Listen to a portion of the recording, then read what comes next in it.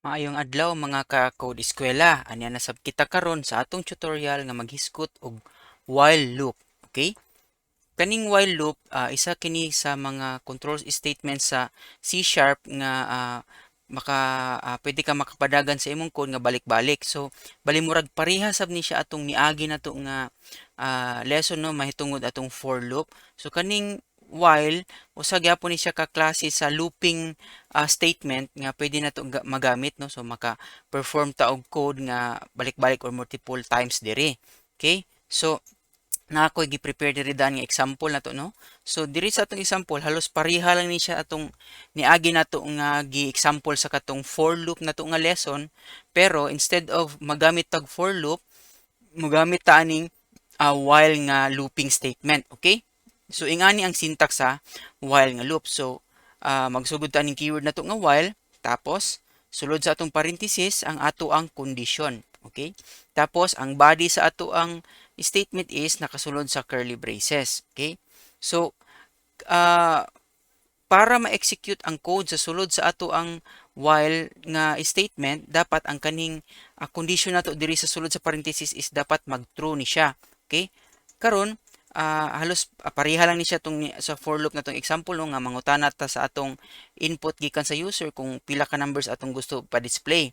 Okay? So karon atong i-output kung pila ang ma-display niya. Okay? So ato siya sa ni siyang padaganon para makita natoon sa output ani. Okay?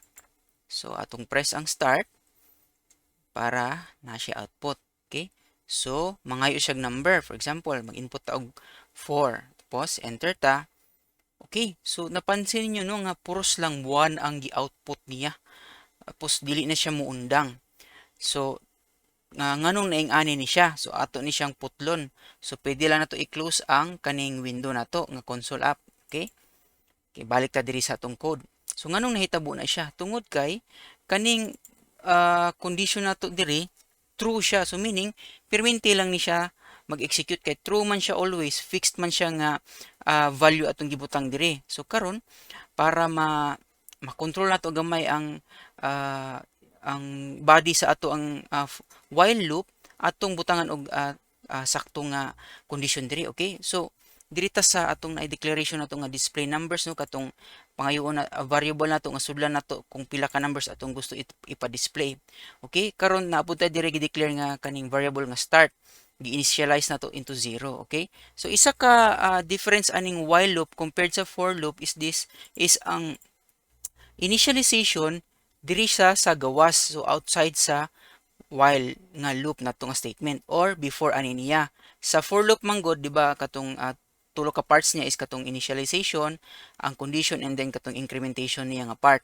So diri atong gi-declare daan diri mao na ni siyang mahimo nato murag initialization. Okay? Nag-set ta diag variable nga start. Tapos diri sa while para mo execute lang ni siya pila ka number of times atong magbutang ta diri og logical expression. So since nag-start tag kuan 0, mo execute lang ni siya kung ang start nato is less than display numbers, meaning kaning variable nato nga pangayo nato as input sa user no. So diri lang siya taman. So ang ato ang diri lang siya taman mag or multiple times nga mag-execute ang atong code sulod diri. Okay? So karon ato ning padaganon. So atong i-try no kung na-fix ba atong problema atong di na siya muundang og display. Okay? So mag-enter ta og 5 for example. So nganong naging ana siya? Tungod kay wala pa man ta nag-set og incrementation. Okay? So atong i-end no, tungod kay ang start wala man tay katong post execution nga code or katong incrementation nga part. So fix lang yapon nga 0 less than display numbers, it will always be true gina siya. So meaning mag forever ni siya nga loop or katong ginatawag nato nga infinite loop. Okay, para ma-prevent nato na siya, diri ta magbutang og start, mag-increment ta dire plus plus. Okay? So karon nanatay initialization, atong condition, ug ang incrementation nato nga part. Okay? So halos pareha lang siya sa katong for loop nato nga statement. Okay? So lahi lang ang pagkaplastar ani niya. Naa po ni siya gamit, depende pod kung maka-perform kag mga mas complex nga mga conditions, na po gamit ning while, okay? So atong i-execute para makita nato kung na-fix na ba atong problema atong infinite loop or dili na muundang nga loop or pa-display sa atong output. Okay? So nakita ninyo no nga the same na siya output atong for loop nato sa niagi nga tutorial nato. So 1 2 3 4 5. So nag-output gyapon siya og fixed na set or numbers nga output. Okay? So wala na tong infinite loop nga iyang gibuhat. So mao na ni siya ang while loop karon, mao ni iyang syntax. So halos magkapareha ni siya sa for loop. Ang difference lang is ang katong mga parts niya nga mag-initialize, ang condition ug ang incrementation na siya sa into separate parts diri sa sulod sa ato ang code. Okay?